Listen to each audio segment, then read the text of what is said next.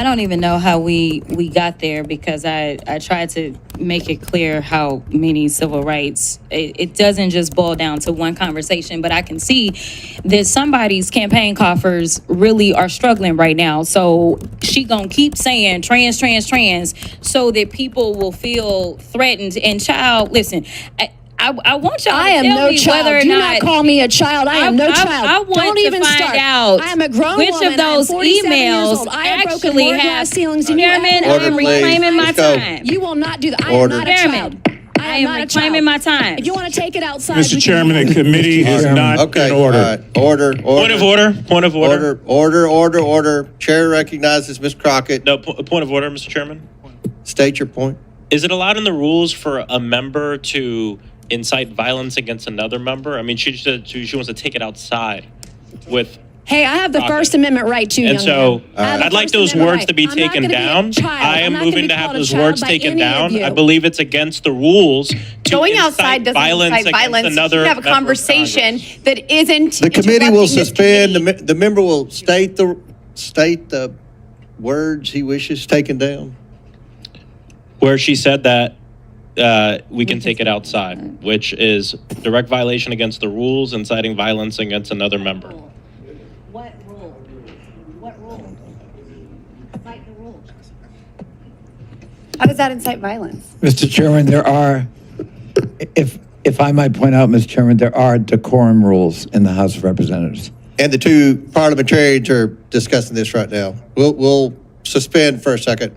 What we are seeing today is the absolute circus that our legislative process has become. This isn't just a debate.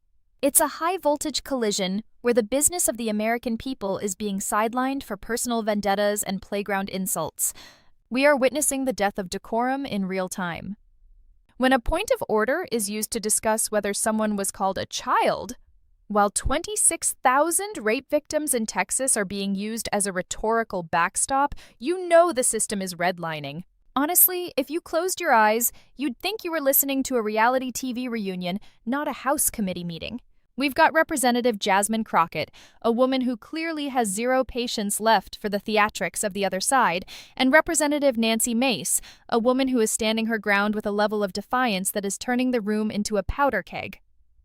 The first minute of this is pure chaos. You see Nancy Mace, and look at her body language here. She is rigid, she's reclaiming her time like it's a holy war, reacting to being called a child. Then the man in the middle of it all, the chairman, tries to play referee while basically making it up as he goes along. The absolute loophole of the day? His ruling on taking it outside. He actually suggested it might mean going for a cup of coffee or a beer. You can see the disbelief on the faces of the members. It's a masterclass in gaslighting the rules of decorum. This tension is thick enough to cut with a knife. And the procedural gymnastics they use to table motions just to keep the fight going is a dizzying display of political ego. But don't go anywhere yet. Wait and continue watching the rest of the video to get the full details, because once the shouting stops, the actual arguments about civil rights and maternal mortality reveal a much deeper, more bitter divide. All right. The chair's going to make a rule. What the gentlelady said was, we can take this outside if you want. And okay, so that could mean you could go outside and have a cup of coffee or perhaps a beer, or, you know, I mean, we have lots of conversations outside.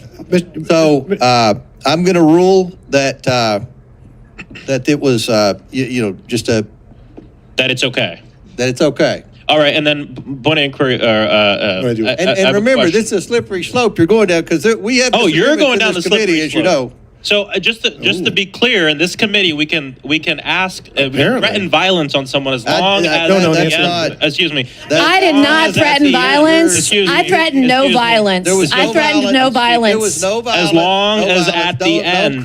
I threatened no violence. None. You're making shit up as you go along. You might want to figure this one out. Order. Mr. Chairman, cursing today. No violence. Mr. Chairman. No violence. I'm going to appeal the ruling of the chair. Mr. Chairman, I have a point of inquiry, and I apologize because I had a meeting and came right down. Is it true that Ms. Mace was belittled by being called a child? Is that against our rules? I would have to look up the rules. I don't know that it's I'd like to specifically in appeal the the rules. word We ruling. asked for proper decorum. Can we We strike asked it then? everybody to I'd like get to have along. it stricken. Okay. Now, I'd there's have Ms. there's Crockett's word stricken then. there's a motion. You have a motion, Mr. Frost? I move to appeal the ruling of the chair. There's a motion to appeal the ruling of the chair. Chair recognizes Mr. Gosar. And there's I also move a to motion table. to strike words, Mr. Chairman. I move to table, Mr. Chairman. There's a motion. Motion to take down words, sorry. There's a motion to table. The motion is not debatable okay, the motion is not debatable. All those in favor of, okay. We're going to vote on the motion to table by Mr. Gosar, to table Mr. Frost's appeal. So the motion is not debatable. As all in favor of Mr. Gosar's motion to table Mr. Frost's amendment or motion signify by saying aye. Aye. Aye. All those opposed say no. No. In the opinion of the chair, the Mr. ayes Chair, I have ask for a it. recorded vote. The motion is agreed to. A recorded vote is ordered. The clerk will call the roll. We have to do that right now. Clerk will call the roll. Would the clerk report the tally? Mr. Chairman, on this vote, the ayes are 22, the nays are 17. The motion to table passes. Now we will go back to debate, and I believe it was Ms. Crockett with 2 minutes and 57 seconds remaining. Mr. Chairman, I have a Mr. motion. Chair, I actually had more time than that, but Mr. Chairman, I have I a can quick finish motion. up in the 2:40. Chairman, I have I a was- quick. Mr. Chairman, I have a. We'll give you 4 minutes. Okay, thank you, Mr. Chair. Mr. Chairman, I have a quick motion. Thank you, Mr. Chair. The final points that I was going to make is while this amendment has to do with civil rights, for whatever reason, the colleague on the other side of the aisle decided to attack Democrats and pretend as if we do not look out for women. And I want to be clear that it's Democrats that were pushing for the Equal Rights Amendment, and I don't recall any Republicans supporting us having the Equal Rights Amendment. I also want to make it clear that just because someone fantasizes or wants to be dramatic about the idea of someone could be a quote unquote man in a locker room or in a bathroom, I've yet to hear an actual testimony of someone who, for whatever reason, has experienced this in real time. But I can tell you some real numbers and some real facts, because I don't like to live in fantasy when I'm talking about how I'm going to govern for the American people. The facts are, in my state alone, in the state of Texas, once they decided that they were going to overturn the Roe decision, 26,000 women then ended up raped. 26,000 is what we had reported. And that was only within about a year's time span. And when they reported those rapes, none of them seemed to have anything to do with trans folk.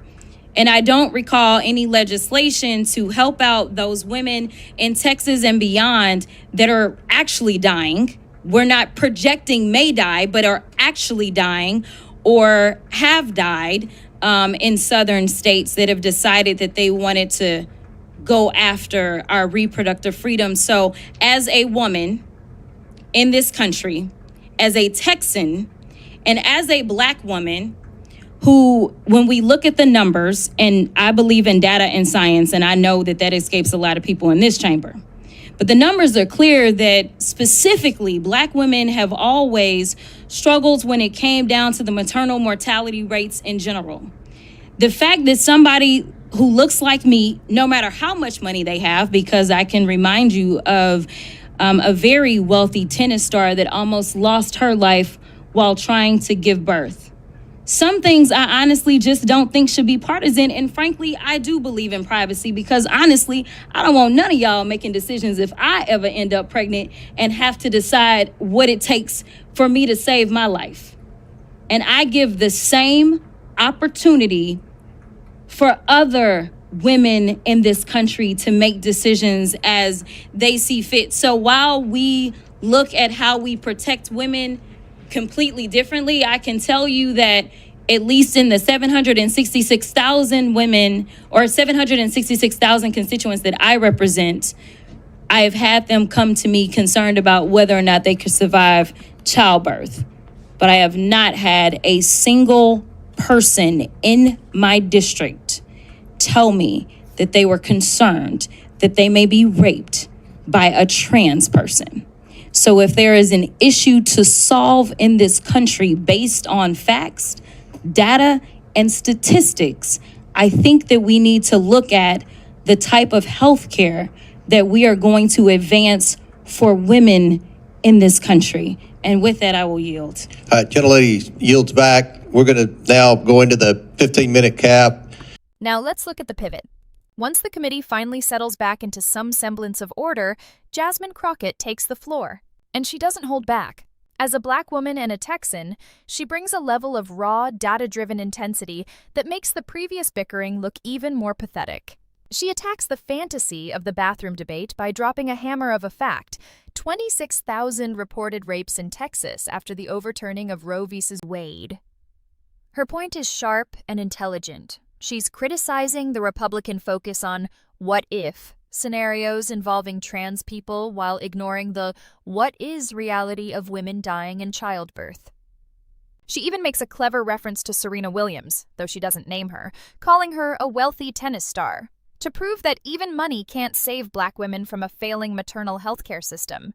It's a brilliant move to move the conversation from feelings to mortality rates. However, the loophole here is the partisanship itself. By the time Crockett gets to her heart-wrenching points about healthcare, the other side has already tuned her out because of the child comment earlier. This is the tragedy of modern politics. The hook is so toxic that the meat of the argument never gets digested. It's a cycle of offense and defense that leaves the actual constituents, the 766,000 people she mentions, left waiting for real solutions. If you're tired of the shouting and want a channel that actually breaks down the substance behind the scandals, do me a favor and hit that subscribe button. Like this video so we can keep pushing these deep dives into the algorithm and show the world what's actually happening behind those committee doors. Stay informed, stay sharp, and I'll see you in the next one.